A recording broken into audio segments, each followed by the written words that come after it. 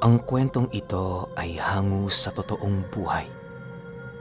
Karanasan ito ni Mateo. Taong 1931, Maasin, Iloilo.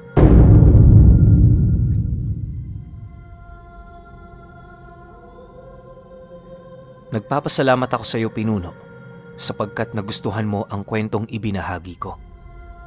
Kaya nung nabasa ko ang pagnanasa mong marinig ang nagdaang buhay ni Barbara, hindi na ako nagdalawang isip na lumapit sa anak ng tiyuhin nito na matagal na ring yumao. Nagbabakasakali ako at hindi nga ako binigo ng kutob ko. Sa mga nagdaang buhay ni Barbara, meron siyang isang kadugong hindi niya kayang patayin.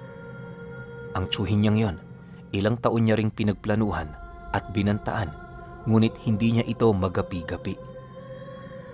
Bantog na albularyo kasi yon sa kanilang lugar noon, at sa lahat ng albularyong naninirahan sa Maasin, ito ang bukod tangi sa lahat, sapagkat tanging ito lamang ang may kakayahang magbigay buhay sa mga usal na napapaloob sa kredo. Ang deklarasyon ng mga pangunahing katotohanan ng pananampalataya. Ang mga karunungang yon ang paulit-ulit na nagliligtas sa buhay ng tiyuhin ni Barbara, anuman ang panganib na kinakaharap nito. Dahil na rin sa angka nitong talino, kung kaya't sa kabila ng kapangyarihan ni Barbara, nanatili siyang bigo. Nakilala ang tiyuhin nito sa kanilang lugar sa pangalang Mateo. Mula pagkabata, wala itong ibang pinagtuunan kundi ang pananampalataya sa Panginoon, na siya namang nagbibigay rito ng hindi maipaliwanag na kahusayan pagdating sa larangan ng panggagamot. Ayon sa anak ni Mateo na bata pa lamang si Barbara, pabalik-balik na ito sa dating bahay nila. Sa murang edad kasi nito, ulilang lubos na ito. Hindi rin nagkukulang dito ang kanyang ama ng mga payo at paalala ukol sa mga bagay na masasama. Kung hindi nyo kasi na itatanong, kakaiba rin ang pamilyang kinamulatan ni Barbara.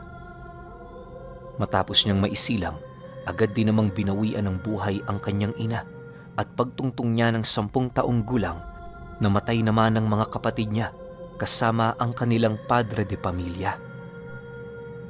Isa yon sa mga dahilan kung bakit sa lahat ng oras at pagkakataon nakatutok sila sa ginagawa nito. Ang umampon kay Barbara ay yung ama ng ama niya. Yun na lamang kasi ang naisip nilang paraan para masigurong lumaki siya ng may takot sa Diyos. Alam mo, Pinuno, bago pa man ipanganak si Barbara, nahulaan na nilang mangyayari yon sa pamilya nito. Matagal na rin kasi nilang alam na bigla na lamang namamatay ang mga nahahanay sa henerasyon ni Barbara matapos nilang mailuwal ang batang nagtataglay ng dugo ng demonyo. Yon ang dahilan kung bakit napalapit ito sa kanila. Sa kanilang angkan kasi, sino man ang may dugo ng albularyo, siya ang mangangalaga sa mga taong may dinadalang sumpa. Sa katunayan, mula sa kaninu-ninunuan nila, ganun na ang trabaho ng kanilang pamilya. Bilang tagapaghalili itong si Mateo, magmula pagkabata niya, nagsanay na siya ng husto upang mapaghandaan ng maigi ang pagdating ni Barbara sa mundo. Nang dumating na sa puntong nagkaasawa na itong si Barbara, yun na rin ang simula ng paglayo nito sa kanila. Hindi naman yun pinigilan ni Mateo gawa ng hangad niya rin ang para sa ikabubuti nito. Kampante naman siyang aalagaan yon ng nakatuluyan nito, buhat sa kilala niya rin ang pamilyang pinagmula ng lalaki. Itong mga panahong ito, kasalukuyang bago pa lamang ang pagsasama ni Barbara at ng kanyang asawa. Si Mateo naman noon, araw-araw doong bumibisita para masiguro ang kalagayan nito. Hindi naman siya naiilang na tumungo sa bahay ng dalawa, gawa ng kapag pumupunta siya roon, hindi niya hinahayaang wala siyang pasalubong. Labis naman yung ikinatutuwa nila Barbara dahil kahit papaano meron pa ring nakakaalala sa kanila. Ilang taon ang lumipas, nagpatuloy ang magandang relasyon ng mag-asawa. Si Mateo, saksi sa pagmamahalan ng mga ito. Mas naging panatag din siya sa paglipas ng mga taon dahil doon niya nakilala kung anong pag-uugaling meron ang asawa ng pamangkin niya. Nag-ugat ang pagpaparamdam ng kakaibang dugo ni Barbara sa katawan noong sumapit ang dekada 40. Matapos ang ikalawang pandaigdigang digmaan, tila bang sumabay na rin ang pagbabago ng ugali nito. Bukod kasi sa mapanakit na yon sa kanyang mga anak, palagi na rin yung tulala at para bang araw-araw na lang meron itong iniisip na malalim. Nang dumating sa puntong napansin naman yon ng kanyang asawa, ang una nitong nilapitan ay ang tiyuhin niya. Nagulat na lamang noon si Mateo nang bigla yung bumisitang mag-isa sa bahay niya. Akala niya kung anong pakay nito, kaya ang ginawa niya, pinapasok niya yon para makausap. "Manong, wala ho ba kayong napapansin kay Barbara? Ang laki ho ng pinagbago niya. Hindi ko na nga ho alam kung siya pa ba yung babaeng pinakasalan ko eh. Nangungulila na ho ko, Manong Mateo. Tulungan niyo ho kami." Wika ng asawa ni Barbara sa kanya. Pagkarinig naman ni Mateo sa sinabi nito, tumangulang naman siya habang nananatiling walang imik. Pagsilay niya sa pintuan ng kanyang bahay, mahinahon naman niyang ibinalik ang kanyang pagmumukha sa lalaki, sabay sagot dito ng, "Sa ngayon, huwag ka munang gumawa ng kung ano-ano. Hayaan mo, gagawa ko ng paraan para malaman kung meron pa ba siyang problema. Mas mainam rin kung hindi ka muna magtatrabaho ng ilang araw para naman mapag-usapan niyo ang mga bagay na iniisip niya." Sa pagpapatuloy ng kanilang pag-uusap, pilit iniwasan ni Mateo na banggitin ang tungkol sa pamilyang pinagmula ng pamangkin niya. Ginawa niya ito para hindi yun layuan ng kanyang asawa maging ng mga anak niya. Kahit papaano kasi, hangad pa rin naman niyang maging masaya si Barbara sa kabila ng kakaibang pagkatao nito. Ang buong akala ni Mateo, yon ang magpapaalis sa masama nitong dugo kung kaya't pinili niyang magpakakampante. Upang masigurong wala naman doong nangyayaring kakaiba, mas dinalasan niya pa ang pagbisita niya. Nang makita niya si Barbara, nakaramdam naman siya ng kapanatagan sa kanyang sarili, gawa ng wala naman siyang nararamdaman doong masamang enerhiya. Pagtitigan nilang dalawa, agad din naman yung lumapit para kumustahin siya. Sa tono ng pananalita nito, pakiramdam ni Mateo, masaya naman ang pamangkin niyang yon. Kitang-kita niya rin ang pagiging malapit nito sa asawa, gawa ng habang yon ay nagsasalita, paulit-ulit yung nagmamasid mula sa kinaroroonan nito. "Ayos lang ba kayo rito, Barbara? Pagpasensyahan mo pala kung bihira na lang akong bumisita. Alam mo naman, may mga bagay din akong ginagawa." Bungad na wika ni Mateo sa pamangkin niya. Nang marinig naman yon ni Barbara, ngumiti lang naman ito habang inilalahad sa kanya ang mga bagay-bagay. Ayon dito, masaya naman sila roon kung kaya't wala siyang dapat ipag-alala. Dagdag pa nito na araw-araw ding nagbabanat ng buto ang kanyang asawa kung kaya't wala silang dapat na ipag-alala. Dahil sa sinabi nito sa kanya, tumangulang naman siya habang nagmamasid sa loob ng bahay. Nang mapagtanto ni Mateo na wala naman doong kakaiba, nagsimula na siyang ibaling ang pag-uusap nila sa mga anak nito. Halos nagtagal din ng ilang buwan ang pagmamanman ni Mateo sa pamangkin niyang yon hanggang sa siya na mismo ang nakatuklas sa madilim nitong sikreto. Isang gabi, habang naglalakad siya sa baryo, meron siyang napansing isang taong nagkukubli sa talahiban. Habang pinagmamasdan niya ito, inakala niyang nanunulo lamang ng palaka ang taong yon. Subalit, Pagkaraan lamang ng ilang minuto, bigla naman niyang napansin ang mga namumula nitong mga mata. Wala rin siya roong nakitang sulo o lagaya ng anumang hinuhuli nito, kung kaya't doon na siya naghinala. Sa isip-isip ni Mateo, paniguradong isang aswang ang kanyang nasilayan buhat sa baho ng pangangatawan nito. Bago pa man makagawa ng kakaibang bagay ang nilalang na yon, nagdesisyon na siyang magbigkas ng mga buhay na salita. Bago niya yun tuluyang gawin, inako niya muna ang kanyang sarili bilang mananampalataya at aliping tagasunod ng Panginoon.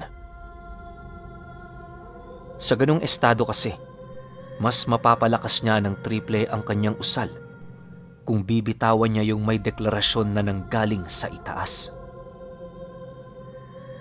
Dahil sa haba ng kredo na kanyang inuusal, kung kaya't hindi naglaon, nagawa naman siyang mapansin ng nilalang.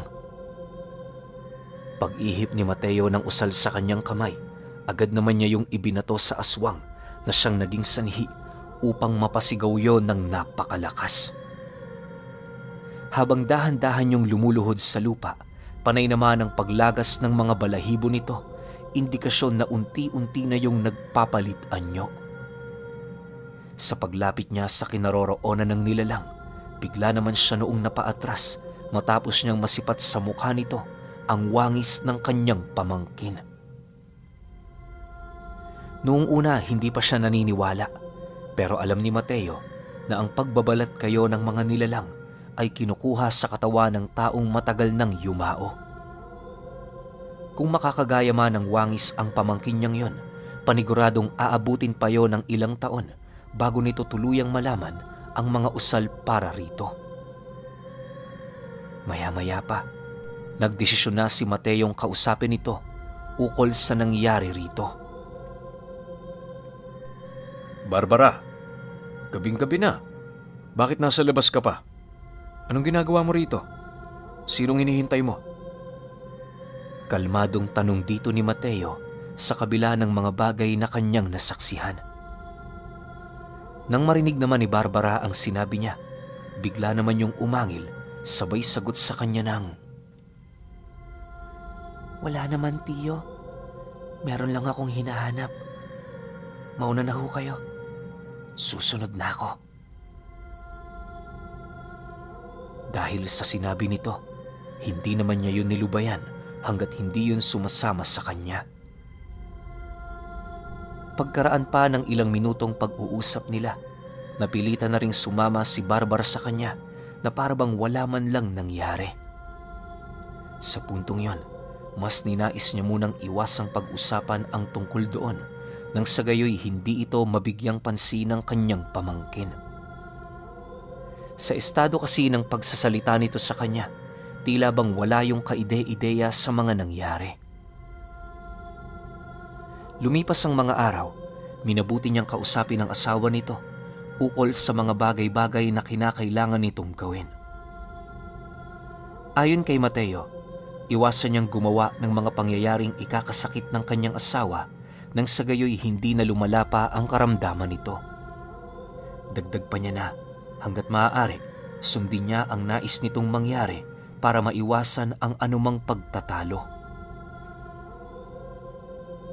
Matapos naman yung marinig ng asawa ni Barbara, hindi naman ito maiwasang tumutol, gawa ng meron din naman yung mga bagay na pangangailangan.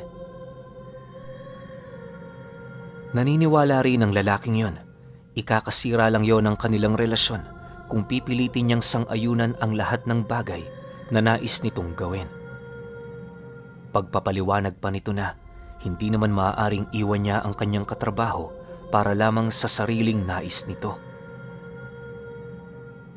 Tiyo, napakahirap naman ata ng pinapagawa ninyo.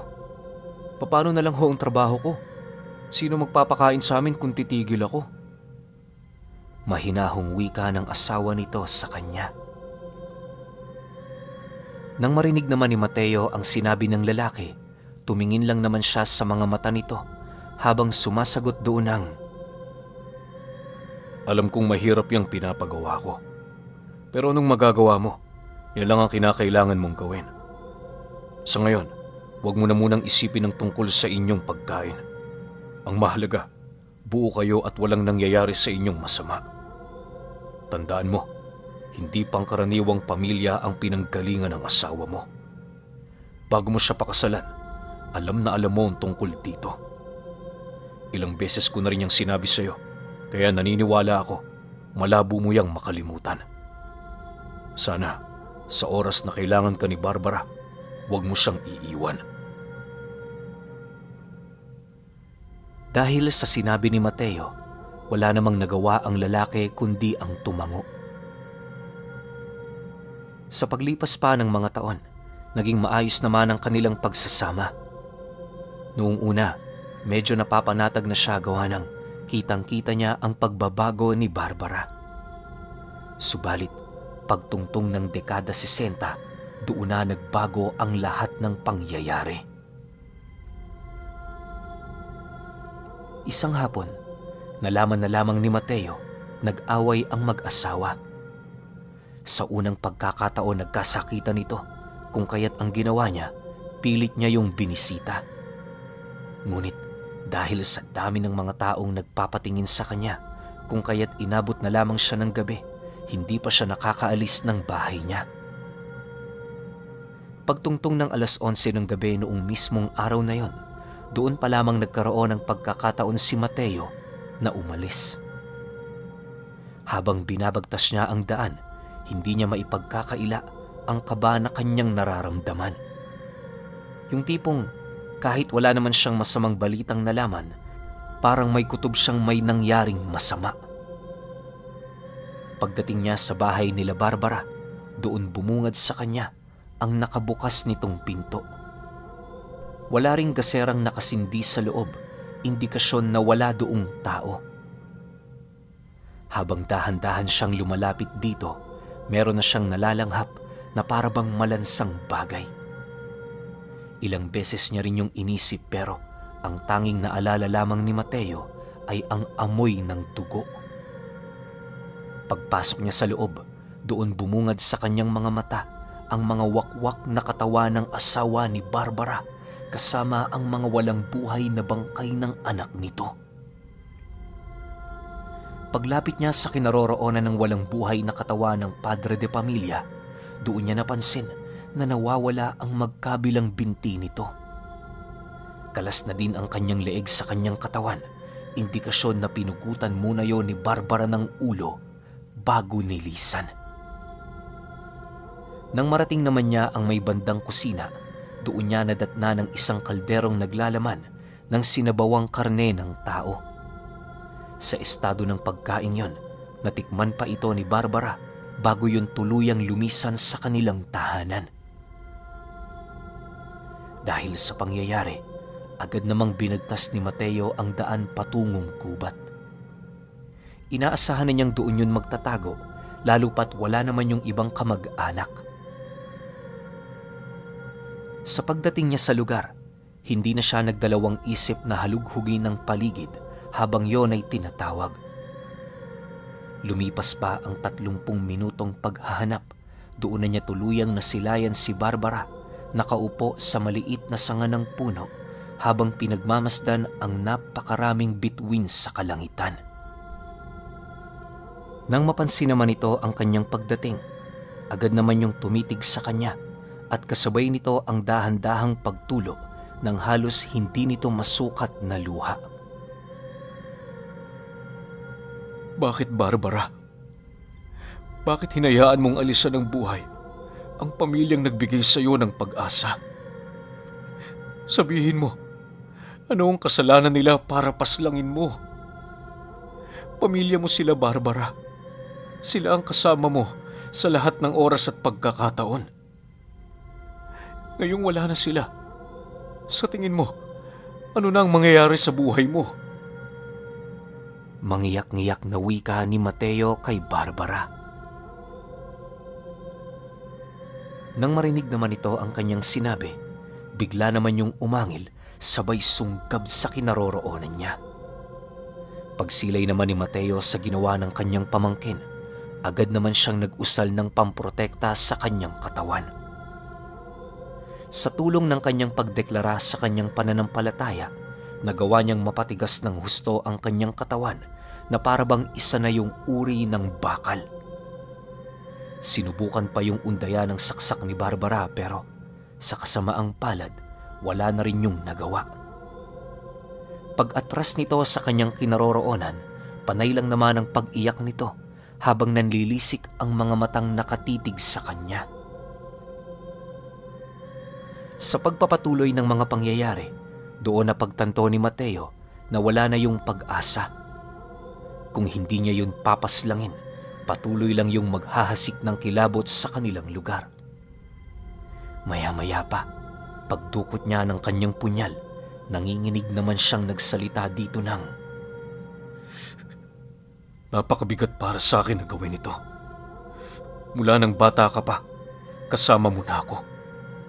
Hindi ko inaasahan na darating ang puntong sa mga kamay din kita mamamatay. Paalam, Barbara. Naway sa mga susunod mong buhay, maging masaya ka na. Kung sakali mang makita mo ang pamilya mo sa kabila, ikumusta mo na lang ako." Matapos itong masambit ni Mateo, bigla namang sumugod sa kanya si Barbara. Paglapit nito, walang pagdadalawang isip naman niya yung inundaya ng saksak ng kanyang punyal. Subalit bago pa man yun bumaon sa kalamnan nito, tila bang pinigilan siya mismo ng kanyang kamay para isakatuparan ang bagay na yon. Sa pagkawala nito, nanatili naman siyang tulala, mariing pinag-iisipan ang naging aksyon ng kanyang katawan. Hindi niya mawari pero pakiramdam niya, ang sarili niyang puso ang pumipigil dito. Kahit kasi gustong-gusto ng isipan niyang isakatuparan ng bagay na yon, tila bang hindi ito pinahihintulutan ng kanyang katawang lupa. Habang nakahiga si Mateo sa loob ng gubat, lingid sa kanyang kaalaman, dumako pala sa kanilang lugar itong si Barbara. Lahat ng kadugo nila pinagpapaslang nito hanggang sa dumating ang puntong tanging pamilya na lamang niya ang natira. Mabuti na lang, punong-puno ng pangontra ang bahay niya dahil kung nagkataong nakababa ang depensa nito, paniguradong wala siyang madarat ng pamilya. Sa pagsapit ng 3:00 ng madaling araw, yun na ang naging hudyat ni Mateo para umalis sa lugar. Pagbalik niya sa kanilang tahanan, nasipat niya ang napakaraming kalmot sa dingding ng bahay nila. Sa pagpasok niya sa loob, doon bumungad ang kanyang mag-iina na nagsama-sama sa pinakagitnang bahagi ng kanilang sala. Ayon dito, may nambulabog sa kanilang nilalang hanggang sa pagsapit ng hating gabi. Malakas din ang kutob ng asawa niya, kilala nila ang nilalang na yon. Dagdag pa nito na, ilang beses din itong sinubukang pasukin ang kanilang tahanan pero sa kasamaang palad, naging bigo ito. Matapos namang marinig ni Mateo ang tungkol dito, nagdesisyon siyang ipagpabukas na lamang ang kanyang mga gagawin. Sa pagsapit ng umaga, doon nila nalaman ang tungkol sa pagkamatay ng lahat ng kadugo nila. Halos sa kanilang magkakamag-anak, ang pamilya lamang nila ang nakaligtas. Sa paglipas pa ng mga linggo, sinubukang patayin ni Mateo si Barbara, subalit paulit-ulit pa rin siyang pinipigilan ng kanyang puso. Hindi naglaon nang mapagtanto niyang hindi naman yun gaanong lumalabas ng gubat para manalasa, nagdesisyon siyang tantanan na yon. Malakas kasi ang kutob niya, kaya hindi niya yun mapaslang-paslang ay dahil na rin sa kanyang konsensya at awa. Hanggang sa pagtanda ng ama ko pinuno, pilit niyang sinubukang wakasan ang buhay nito, subalit nanatili pa rin siyang bigo. Ang kabiguan niyang mapaslang si Barbara ang siyang nagdulot para maranasan ni Larry ang bangis nito. Pero noong dumating sa puntong nilisan ni Barbara ang kanilang lugar, naging hudyat rin yun para kay Mateo para tuluyan ng malagay sa payapa ang kanyang isip at konsensya. Halos hanggang sa pagtanda nito, Paulit-ulit nitong inilalahad ang tungkol sa kanyang pagsisisi at kabiguan. Pakiramdam ko nga sa ama kong yun, Pinuno, siya na ang umako sa kasalanang ginawa ni Barbara sa aming angkan. Pero alam niyo ba na magpahanggang sa ngayon, ni isa sa amin, alam na alam kung ano ba ang nakaraang buhay ni Barbara.